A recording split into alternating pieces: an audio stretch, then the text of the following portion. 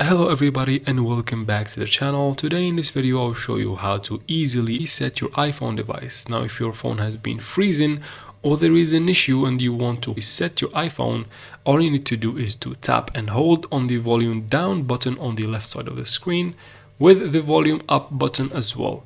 Now simultaneously while you tap on those, tap on the power button on the right side of the screen as well. So let's go ahead and try it out. So here I am, I'm going to be tapping on the volume up and down on the power button. 3, 2, 1.